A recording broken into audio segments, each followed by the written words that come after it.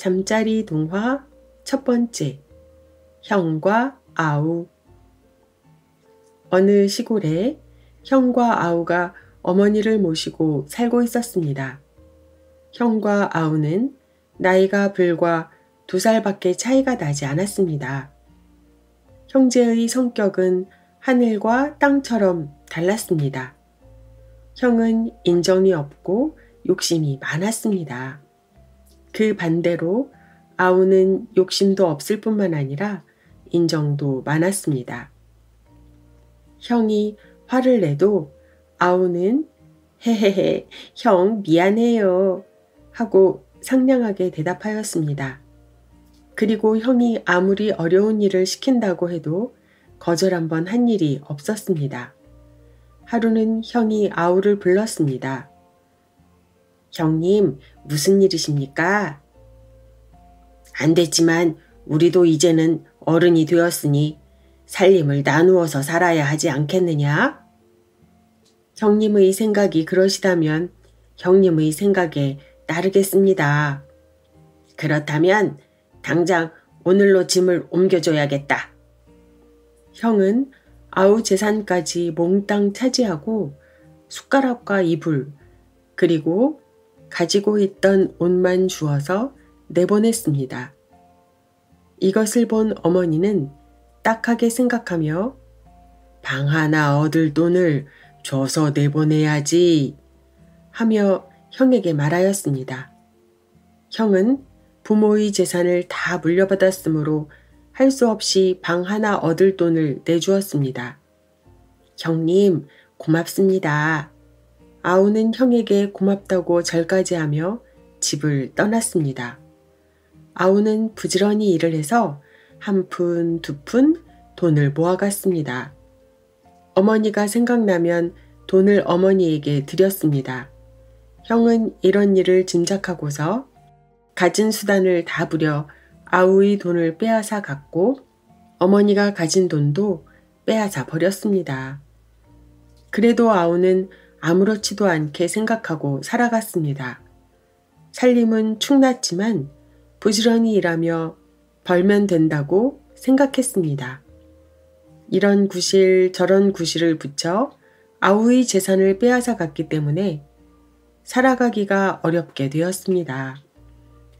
그러나 아우는 형을 조금도 원망하거나 미워하지 않았습니다. 추운 겨울이 되었습니다. 아우는 날마다 땔감을 얻으려고 산에 나무를 하러 갔습니다. 그러나 요즘은 살림이 어려워 도시락도 못 가지고 갔습니다. 겨울 산에는 솔잎이나 갈잎이 쌓여 있었습니다. 그러나 이것을 긁어 모으려면 종일 엎드려서 일을 하지 않으면 안 됩니다. 해가 저물 무렵에 지게를 지고 산비탈을 내려올 때면 배에서는 개구리 우는 소리가 들렸습니다. 꼬르륵 꼬르륵. 오늘도 아우는 산에 나무를 하러 올라갔습니다. 사람들이 어떻게나 나무를 많이 해가는지 깊은 산골짜기에 들어가지 않으면 나무도 없었습니다. 아우는 줄인 배를 허리띠로 바짝 졸라매고 깊은 산골짜기까지 들어갔습니다. 거기에는 그래도 뗄나무감이 조금 있었습니다. 열심히 나무를 하는데 갑자기 눈앞이 캄캄해져 왔습니다.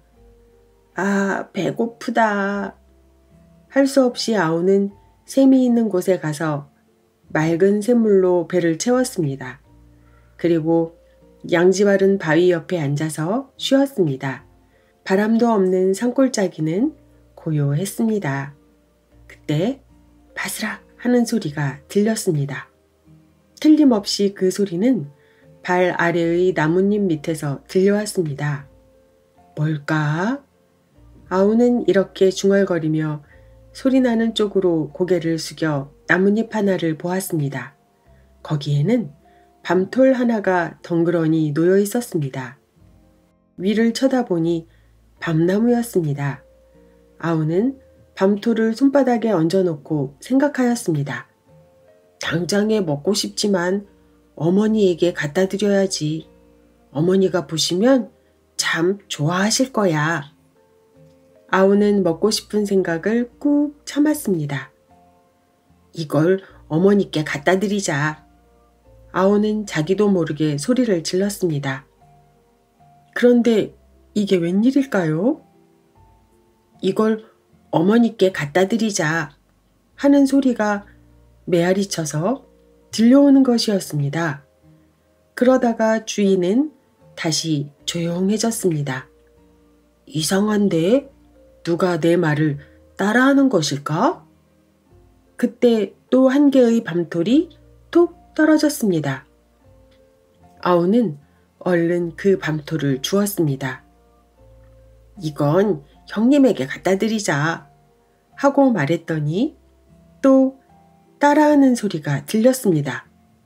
이건 형님에게 갖다 드리자. 참 이상한 일이었습니다. 다시 한번 사방을 둘러보았지만 이상한 것은 보이지 않았습니다. 이번에는 뒤쪽에서 밤톨 하나가 톡 떨어졌습니다. 아우는 얼른 주워들고 이건 동생을 주자.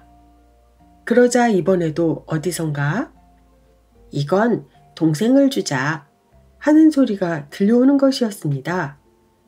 참 이상한 일이야. 이런 생각을 하고 있을 때 밤나무에서는 잇따라 톡, 톡, 톡, 톡, 톡, 톡 하는 소리를 내며 밤톨이 떨어졌습니다.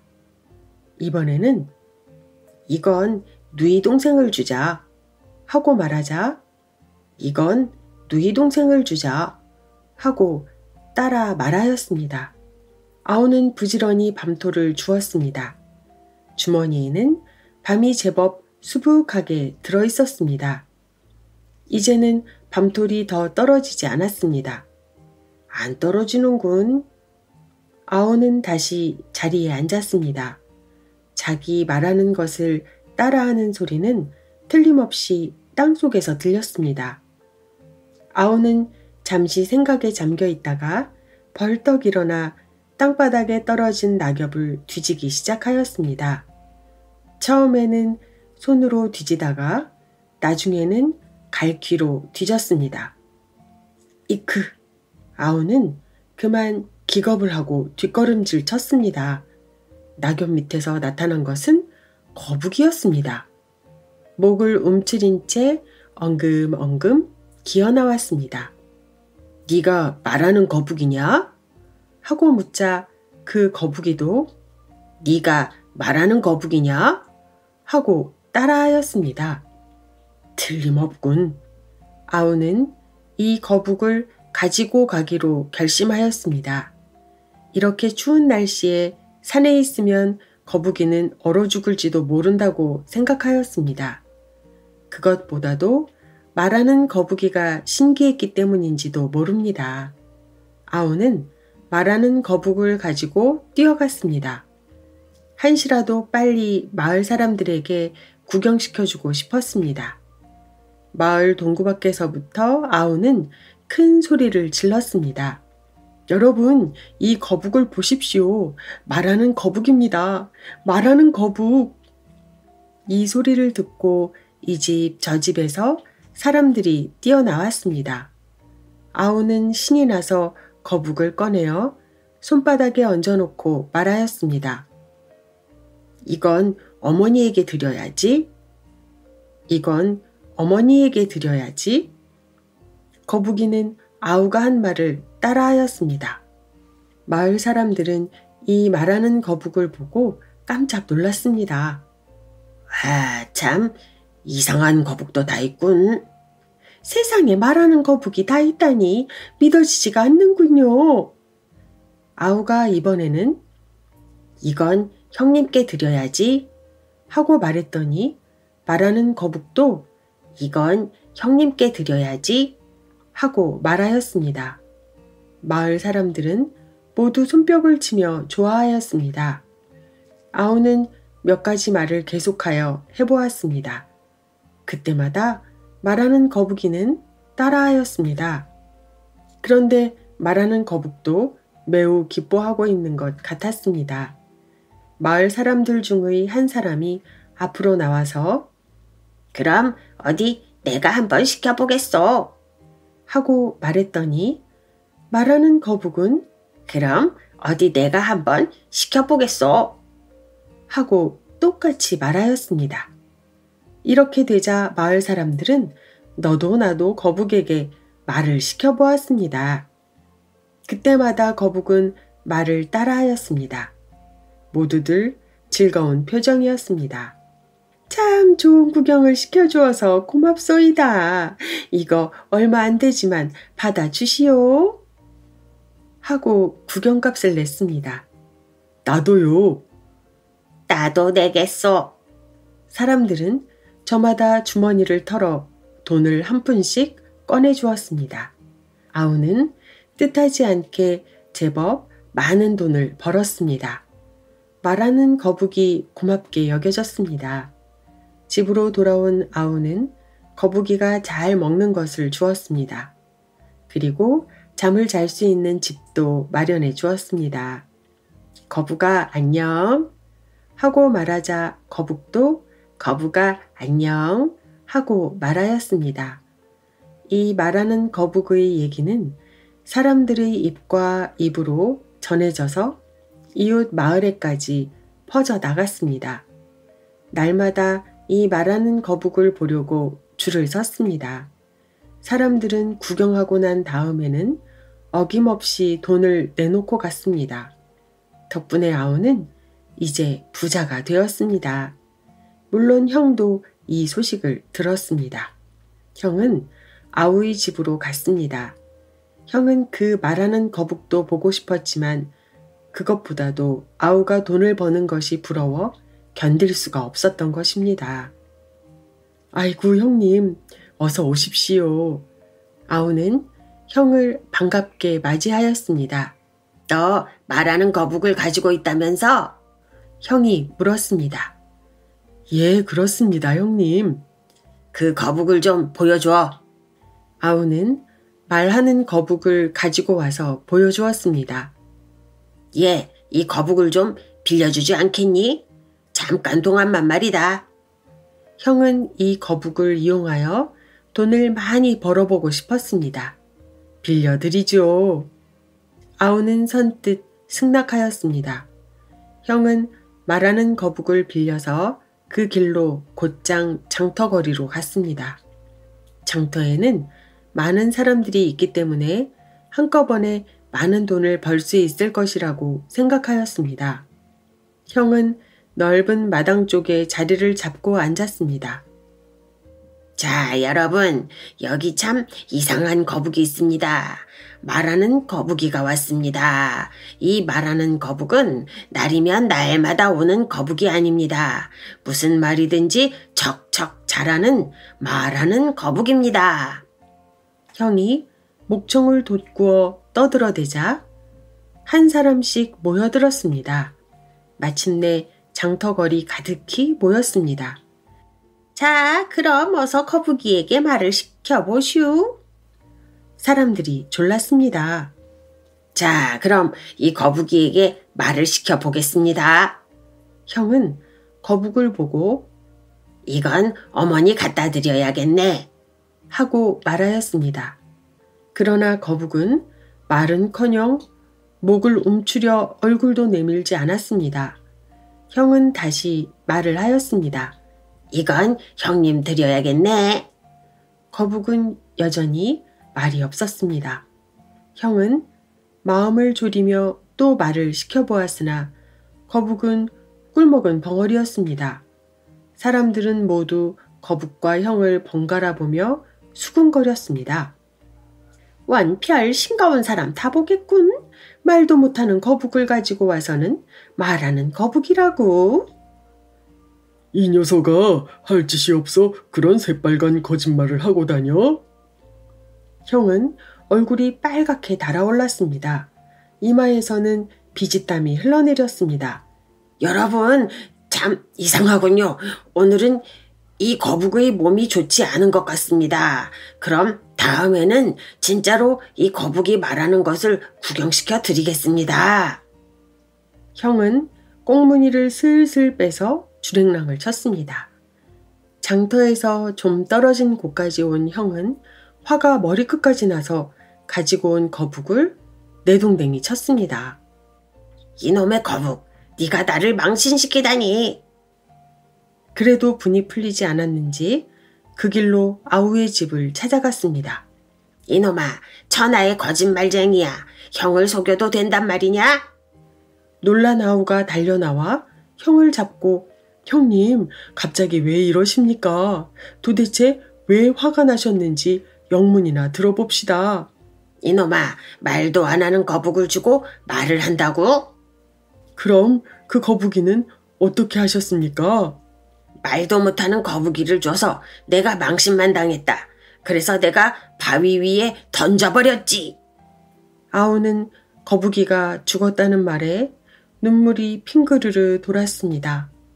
그러나 아우는 그런 표정을 형에게 보여주지 않으려고 애썼습니다. 그놈의 거북이 왜 말을 안 해가지고 형님이 망신을 당했는지 그 거북이 원망스럽군요. 아우는 오히려 형의 마음을 풀어주려고 걱정하였습니다. 모두 네 탓이다. 형은 아직도 화가 안 풀렸는지 고래고래 고함을 질렀습니다. 너는 나쁜 놈이야. 거북이가 말하지 않을 것을 뻔히 알면서 빌려줘가지고 나만 망신을 당하지 않았느냐? 형님, 그럴 리가 있습니까? 그 거북은 틀림없이 말하는 거북이였습니다. 시끄럽다. 그래도 할 말이 있느냐? 아우는 말없이 형님의 화풀이를 다 들어주었습니다. 형은 한참 고함을 치다가 가버렸습니다. 아우는 잠시 후 형이 죽였다는 거북을 찾으러 갔습니다. 과연 거북은 큰 바위 옆에 죽어 있었습니다. 불쌍한 거북아, 이 모든 게 내 탓이다.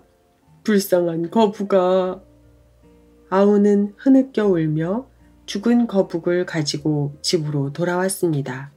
그리고 거북을 마당 양지 바른 곳에 묻어주었습니다. 겨울이 가고 봄이 되었습니다. 눈도 녹고 파릇파릇 새싹이 돋아나고 있었습니다. 아우는 거북의 무덤을 보았습니다. 거북의 무덤에는 이상한 새싹이 하나 돋아나오고 있었습니다. 참 예쁜 새싹이로구나. 아우는 예쁜 새싹을 키우기 위하여 아침 저녁으로 물을 주어 열심히 가꾸었습니다. 여름이 되자 새싹은 제법 큰 나무로 바뀌었습니다. 참 이상한 나무로구나. 아우는 신기한 나무를 보며 죽은 거북을 생각하였습니다. 마을 사람도 이 이상한 나무를 보며 신기하게 생각하였습니다. 이 이상한 나무는 하루가 다르게 무럭무럭 자랐습니다. 그런데 이 이상한 나무는 아우가 형을 조금이라도 원망하는 마음을 가지면 잎이 시들해졌습니다. 그러나 아우가 형을 위하고 죽은 거북을 생각할 때면 싱싱하게 자라는 것이었습니다. 몇 년이란 세월이 흘렀습니다. 이제 이 이상한 나무는 사람의 키보다 훨씬 더 높이 자랐습니다. 어느 해 여름이었습니다. 아우는 이 이상한 나무 밑에 앉아 있었습니다. 그늘이 여간 시원하지 않았습니다. 게다가 마음 또한 한결 편안해지는 것이었습니다.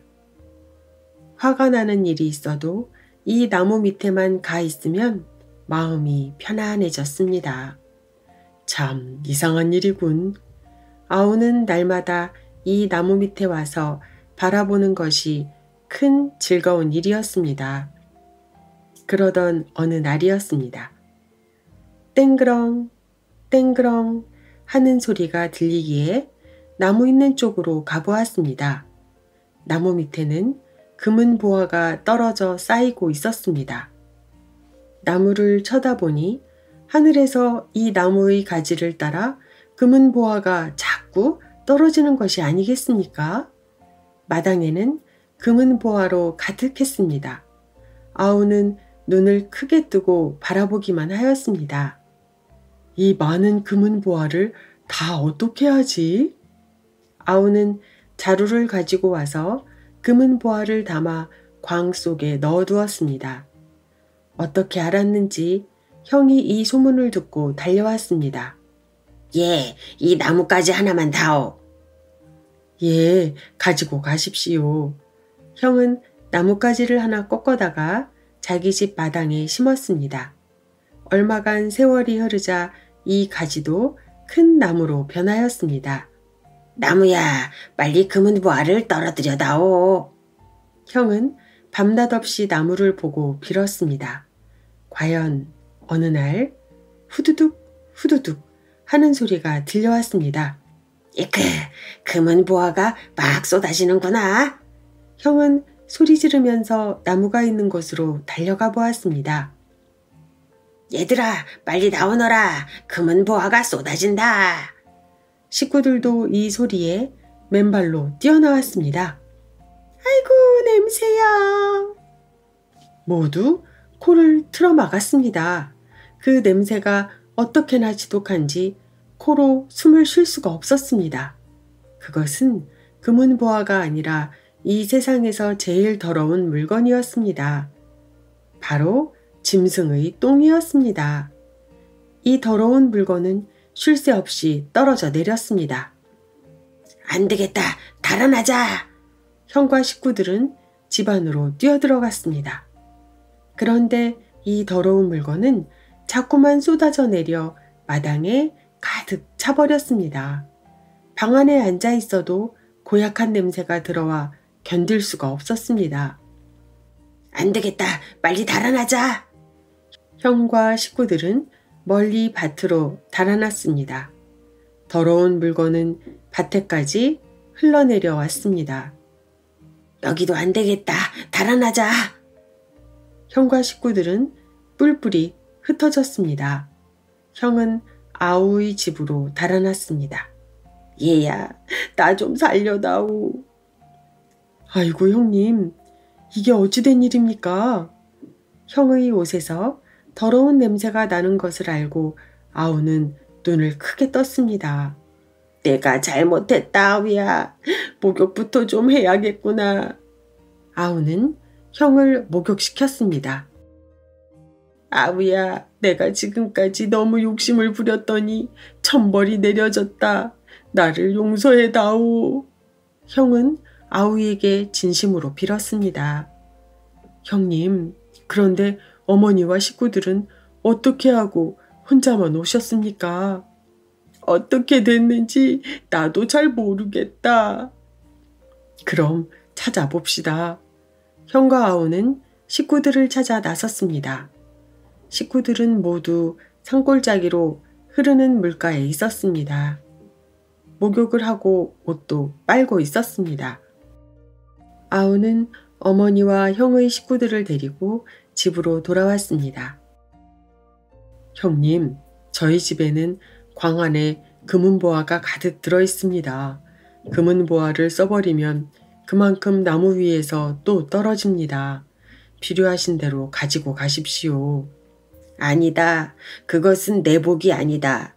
나는 다시 부지런히 일을 해서 돈을 벌어 살아가야겠다. 그때까지 어머니와 우리 식구들을 좀 보살펴다오.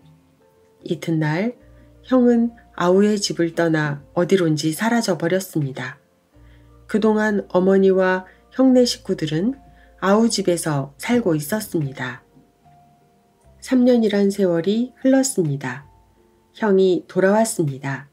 형은 그동안 보침 장수를 해서 집 한 칸과 논밭 살 돈을 조금 마련해가지고 돌아왔습니다.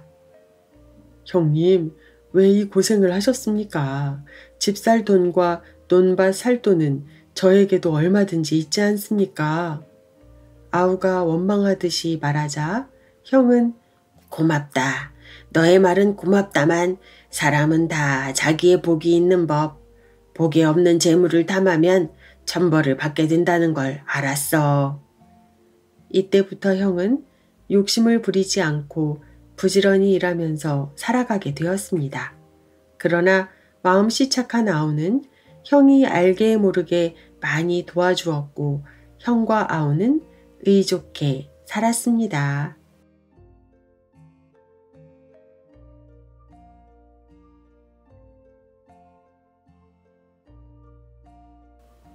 잠자리 동화 두 번째. 이상한 수건. 옛날 어느 마을에 한 젊은이가 살고 있었습니다. 이 젊은이는 나무를 하면서 가난하게 살았지만 본래 마음씨가 착해서 남을 위해 좋은 일을 많이 하였습니다.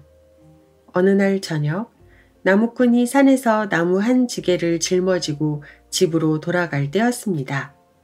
나무꾼의 등 뒤에서 이상하게도 달그락 하는 소리가 들려왔습니다. 꼭 누가 뒤를 따라오는 것만 같아 돌아보았으나 아무도 따라오는 것이 없었습니다. 거참 이상하다. 분명히 무슨 소리가 들렸는데. 고개를 갸우뚱하며 가던 길을 다시 가노라니 또다시 달그락 하는 소리가 들렸습니다. 나무꾼은 얼른 뒤돌아서서 여기저기를 살펴보았습니다. 이번에도 아무것도 보이지 않았습니다. 아니 정말 이상하군. 도깨비가 따라다니나? 나무꾼은 또다시 걸어갔습니다. 그러자 그 이상한 소리가 또 들려왔습니다. 에이, 이놈의 도깨비! 나무꾼은 들고 있던 작대기로 뒤쪽을 마구 휘둘렀습니다. 그러자 깨갱 하는 소리와 함께 늙은 여우 한 마리가 다리를 절룩거리며 쏜살같이 도망가 버렸습니다. 하마터면 여우에게 홀릴 뻔했구나. 나무꾼은 땀을 닦으며 길을 재촉하였습니다. 얼마를 가노라니 커다란 소나무가지 위에 빨간 수건 하나가 걸려있는 것이 보였습니다. 나무꾼은 작대기로 그 수건을 걷어가지고 손에 들고 자세히 살펴보았습니다. 이 깨끗한 수건을 누가 이런 데다 걸어놓았지? 이런 생각을 하며 그 수건을 들고 집으로 돌아왔습니다. 그러고는 부인에게 여우를 쫓아버린 일을 이야기하였습니다. 하마터면 큰일 날 뻔했네요. 그 간사한 여우란 놈이 보이지도 않게 사람을 쫓아다니다니. 그런데 그 빨간 수건은 무엇이에요? 응? 이건 말이요. 여우를 쫓은 소나무에서 주운 것이요. 그래요? 이리 쳐보세요.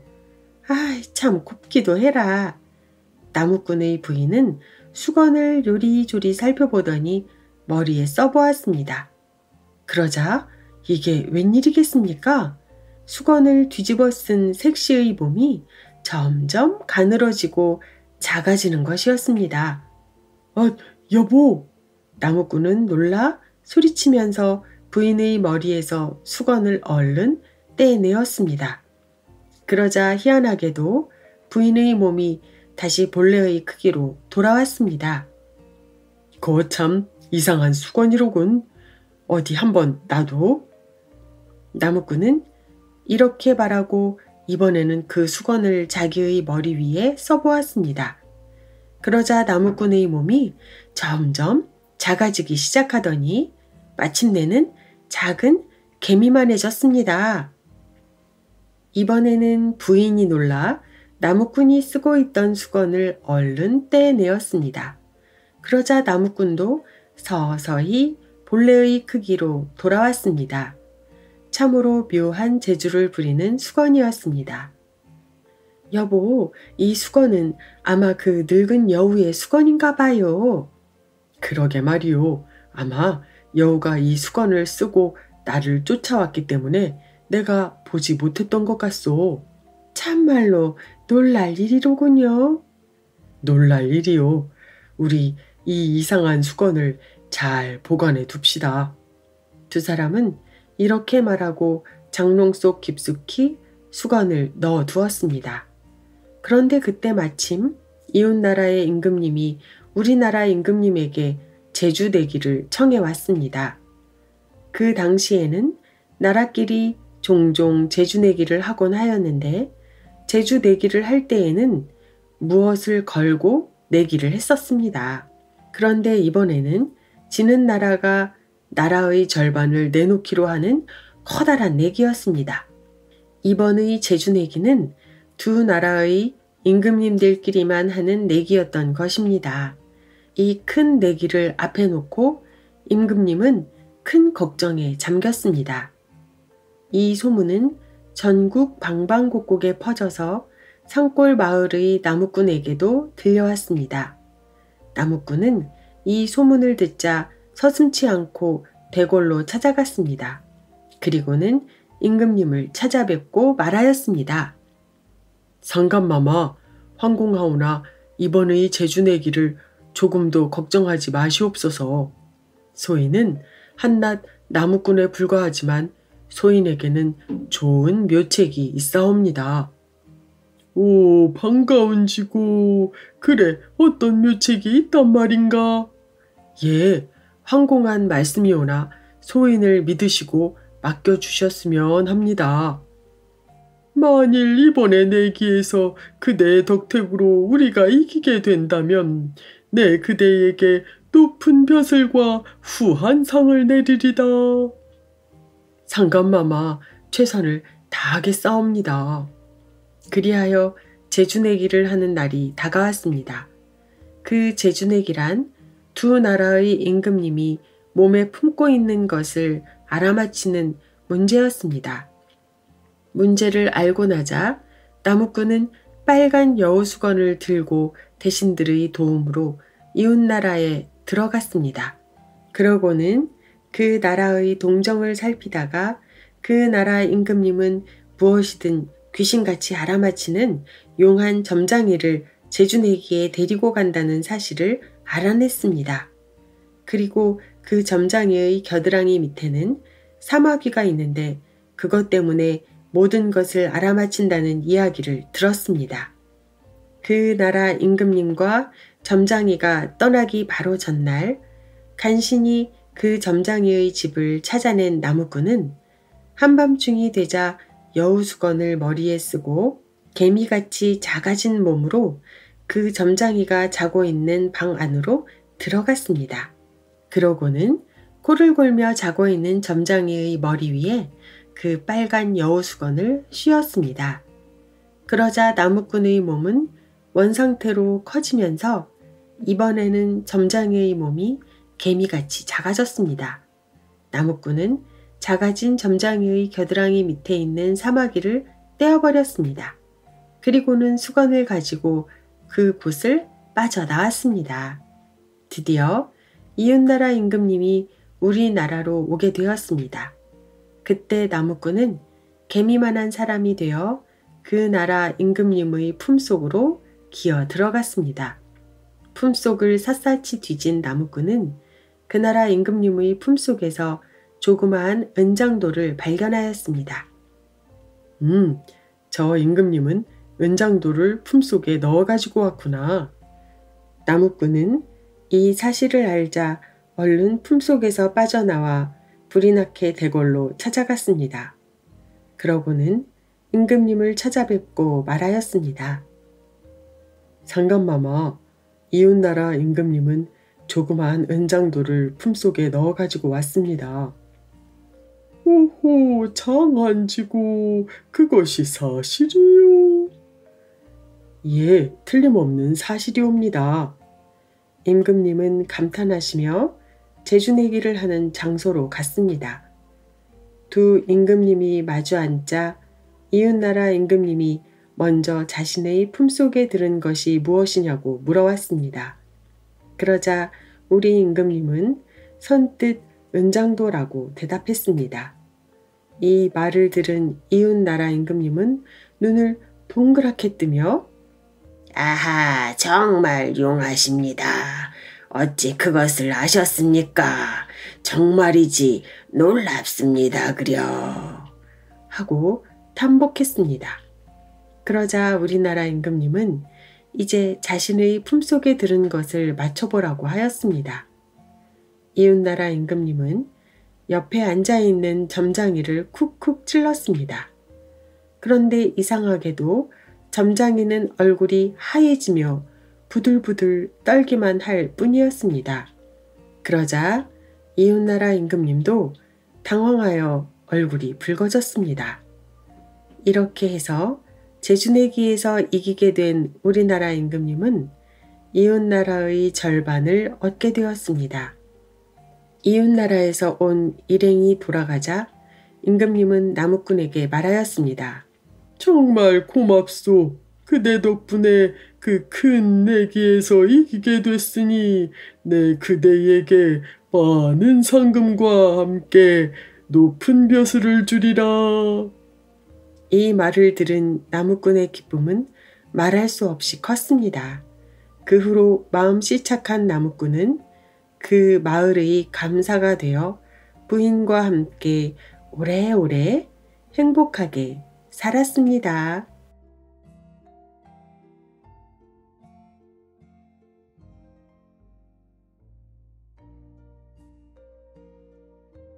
잠자리 동화 세 번째. 고지식한 농부. 옛날 어느 시골 마을에 어리석고 고지식한 농부가 살았습니다.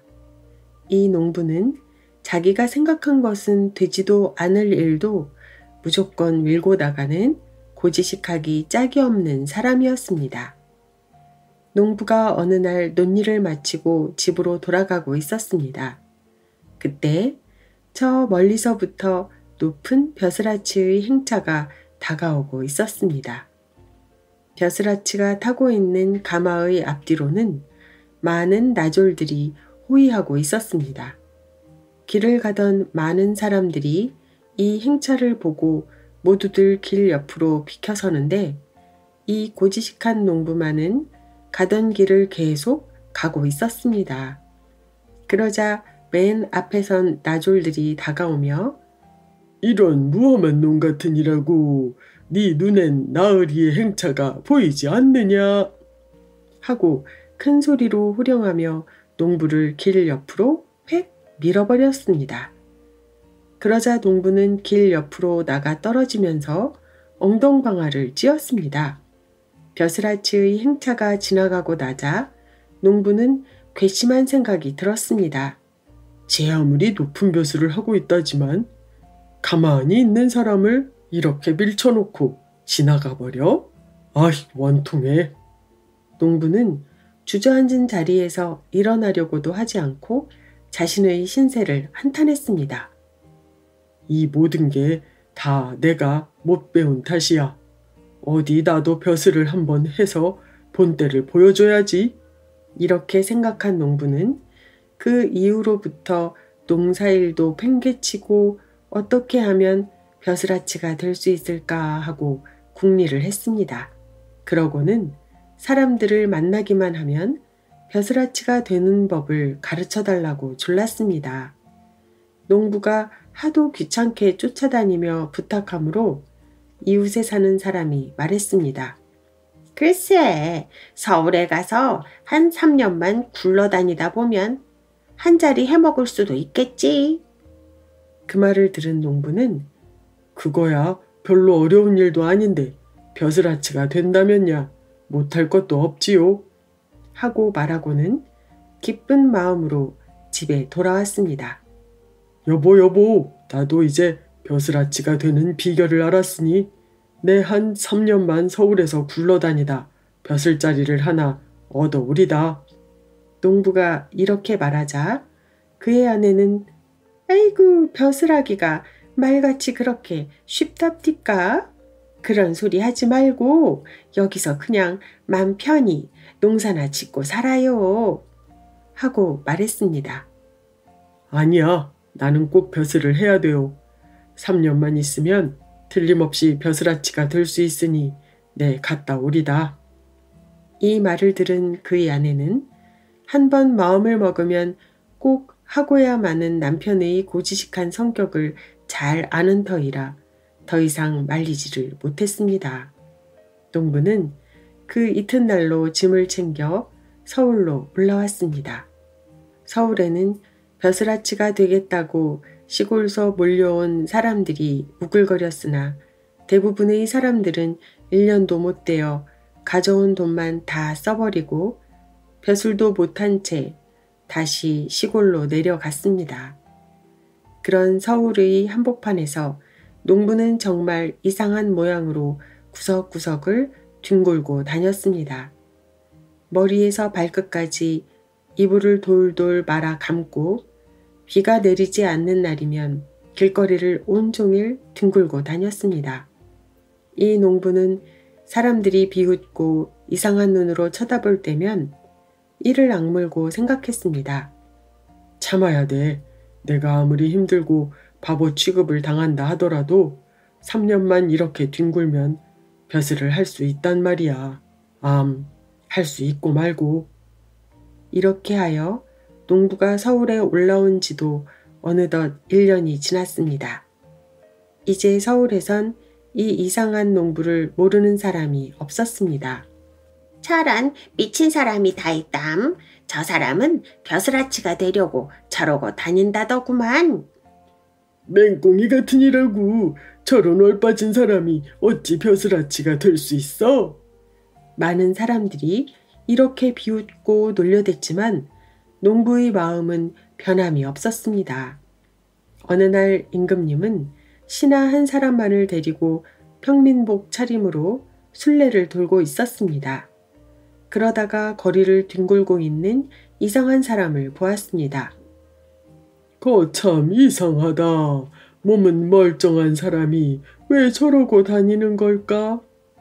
이상히 여긴 임금님이 농부에게 다가가 물어보았습니다. 여보시오, 당신은 왜 멀쩡한 몸을 가지고 이렇게 굴러다니시오? 힘들지도 않소? 그러자 농부가 누워있는 채로 임금님을 빤히 바라보며 말했습니다. 난들 왜 힘들지 않겠소? 하지만 벼슬을 하려면 적어도 3년은 이렇게 뒹굴어야 한다오.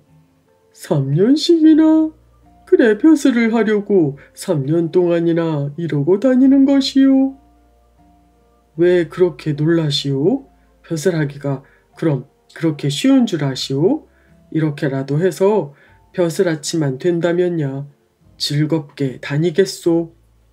임금님은 속으로 웃으면서 또다시 물었습니다. 그럼 무슨 벼슬을 하고 싶소? 난 그런 것 모르오. 그저 마을 벼슬이나 한 자리 하면 그만이오. 그럼 임금 자리는 어떻소? 그러자 농부는 갑자기 벌떡 일어나서 임금님의 멱살을 잡더니 이런 고얀 놈, 내가 아무리 무식해도 나라에는 임금님이 오직 한 분뿐인데 어찌 함부로 그런 말을 하느냐? 하고 눈을 부릅뜨고 임금님을 노려보았습니다. 그러자 옆에 있던 신하가 농부를 간신히 떼어 놓았습니다.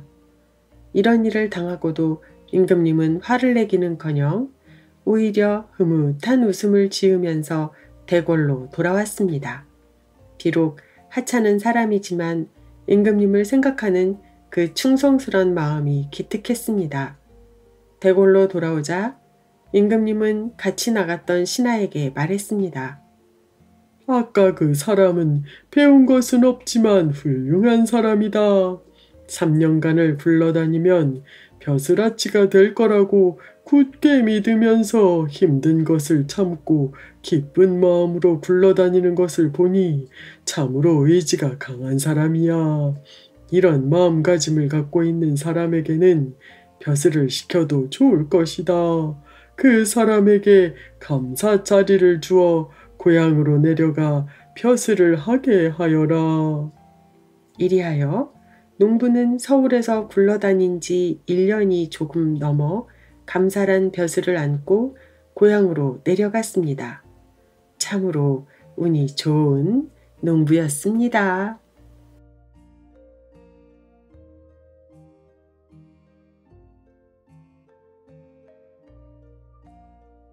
잠자리 동화 4번째.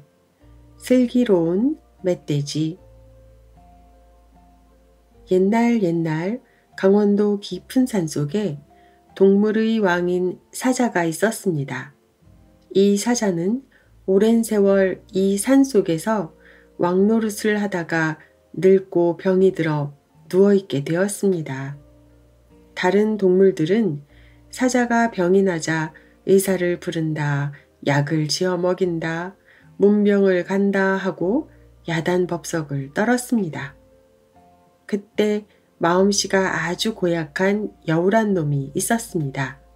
이 여우는 전에도 여러 번 못된 짓을 하다가 사자왕의 눈밖에 나서 꾸지람도 많이 듣고 몹시 미움을 샀었습니다. 그래서 평소에는 감히 사자왕에게 코빼기도 보이지 못하다가 어디선지 사자왕의 병이 몹시 심하다는 소문을 듣고 이 기회에 비위를 맞추어 앞으로 좀 잘 보여야겠다고 생각하고 문병을 갔습니다. 그리고는 자기가 가장 충신인 것처럼 그 뾰족한 입으로 안 나오는 웃음을 억지로 웃어가며 갖은 아부를 다 하였습니다.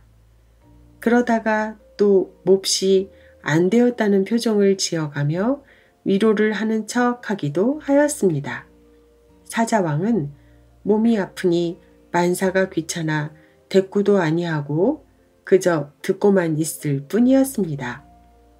그러자 여우는 사자왕이 자기의 말을 그대로 믿는가 보다 하고 생각하고는 더욱더 신이 나서 이 약을 쓰면 낫느니 저 약을 쓰면 낫느니 하고 참견을 하며 날마다 드나들었습니다.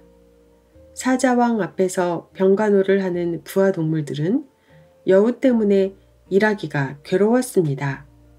보기에도 얄밉게 생긴 데다가 고약한 냄새를 푹푹 풍기면서 날마다 찾아와서 시끄럽게 떠들어대니까 모두들 꼴사나와했습니다.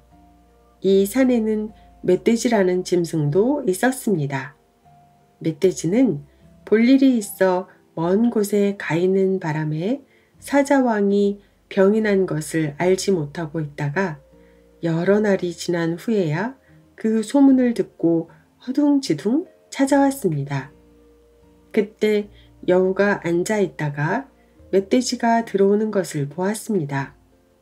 여우는 오래전에 멧돼지에게 물려 속으로 항상 멧돼지를 미워하며 그때의 일을 분하게 여기고 있었습니다. 멧돼지를 보자 이 기회에 분풀이를 해야겠다는 생각이 들었습니다.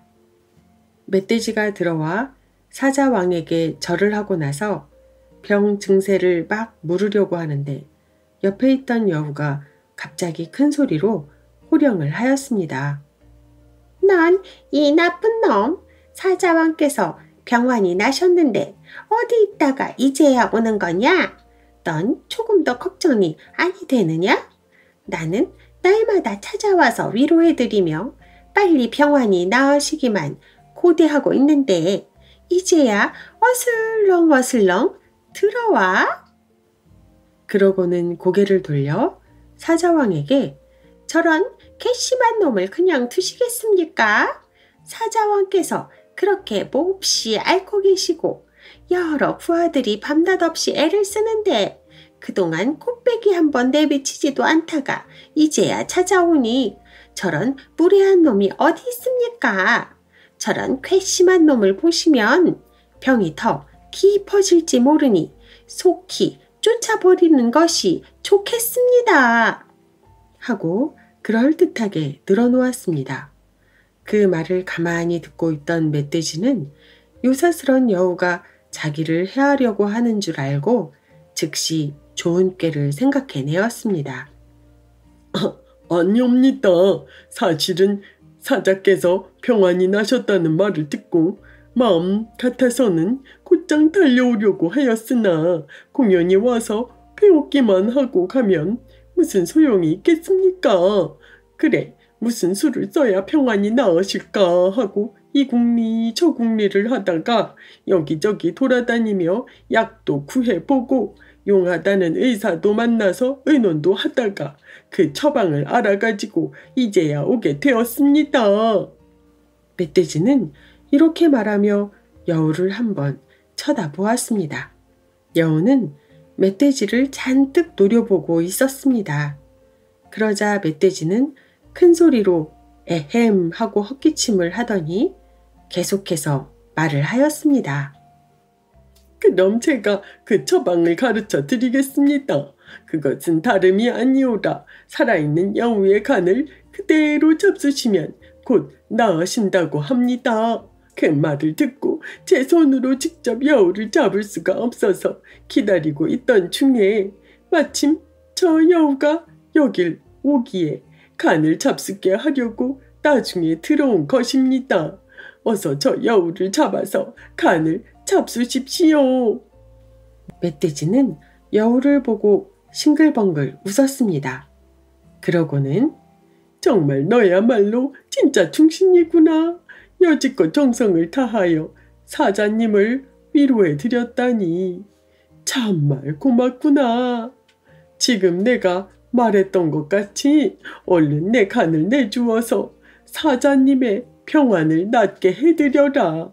그래야 진짜 충신이 아니겠니? 하고 점잖게 일렀습니다. 멧돼지를 해치려고 큰 소리로 꾸짖던 여우는 멧돼지의 이 말에 그만 새파랗게 질리며 풀이 죽어 있었습니다. 달아날 수도 없고 뭐라고 대꾸할 말도 없어 부들부들 떨며 그 자리에서 꼼짝 못하고 있었습니다. 자기가 먼저 멧돼지를 해치려고 했던 것을 후회도 했지만 지금에 와서 어찌할 도리가 없었습니다. 여우는 눈물을 흘리고 앉아 죽기만을 기다리고 있었습니다. 자기의 꾀에 넘어간 여우는 과연 어떻게 되었을까요?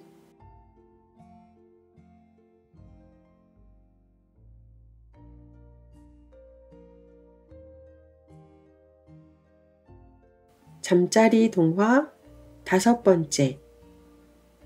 꽤 많은 개구리. 옛날 깊은 산골짜기에 사슴, 토끼, 그리고 개구리가 한 곳에 살고 있었습니다.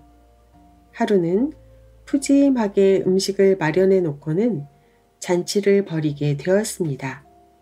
그런데 서로 자기가 어른이라고 하면서 먼저 먹으려고 다투었습니다. 안 돼. 이 음식은 내가 먼저 먹어야 해. 사슴이 먼저 말했습니다. 그러자 토끼와 개구리도 가만히 있지 않았습니다. 내가 먼저 먹어야 해. 아니야, 내가 먼저 먹어야지. 그때 사슴이 한 가지 의견을 내놓았습니다. 우리 이렇게 다투고만 있을 것이 아니라 나이 자랑을 해서 내기를 하면 어떨까? 그거 참 재미있겠군. 토끼가 찬성했습니다. 그래, 나도 찬성이다. 개구리도 좋다고 하였습니다. 먼저 사슴이 나이 자랑을 하기 시작하였습니다. 나는 말이지, 이 세상에 하늘과 땅이 처음 생길 때 하늘의 별을 수놓는 일을 맡았지. 그러니 내 나이가 얼마나 많은지 알만하지? 이렇게 말한 다음 사슴은 수저를 들고 음식을 먹으려고 하였습니다. 잠깐만! 토끼가 사슴을 말렸습니다. 남의 얘기는 들어보지도 않고 먼저 먹는다는 것은 바른 예의가 아니야. 내 말도 좀 들어보라고. 에헴. 토끼는 헛기침을 크게 한번 하고는 나는 하늘과 땅이 처음 생길 때 하늘의 별을 수놓는 데 썼던 사다리 나무를 내가 심었다네. 그러니 내가 자네보다는 훨씬 손 위가 아닌가? 하고는 수저를 들고 음식을 먹으려고 하였습니다. 안 돼. 사슴이 말렸습니다. 아직 개구리는 말도 안 했다고. 참 그렇군. 그럼 이번에는 개구리 내 차례야. 하고 토끼가 개구리를 봤습니다. 그런데 개구리는 훌쩍훌쩍 울고 있는 것이었습니다. 모두 이상하게 생각하며 물었습니다. 아니 개구리야, 울긴 왜 울어? 개구리는 눈물을 머금고 입을 열었습니다. 실은 나에게는 새 아이가 있었다네. 그래서? 그런데 그 새 아이가 어려서 저마다 나무 한 그루씩을 심었다네. 그래서 이 나무가 잘 자랐지. 큰 아이는 하늘에 별을 수놓을 때 쓰는 장도리 자루를 만들었고, 막내 아이는 해와 달을 하늘에 박을 때의 장도리 자루를 만들었다네. 그게 정말이야? 사슴과 토끼가 눈을 크게 뜨고 물었습니다. 그럼 정말이고 말고. 개구리는 다시 눈물을 흘리며 말을 계속하였습니다. 그런데 슬프게도 아이 셋이 다 죽고 말았다네. 아이 생각을 하니 내 어찌 눈물이 나지 않겠는가. 참 안 됐군 그래. 사슴과 토끼도 고개를 끄덕이며 함께 슬퍼하였습니다. 이리하여 꽤 많은 개구리가 손이자리로 가서 먼저 잔치 음식을 먹게 되었습니다.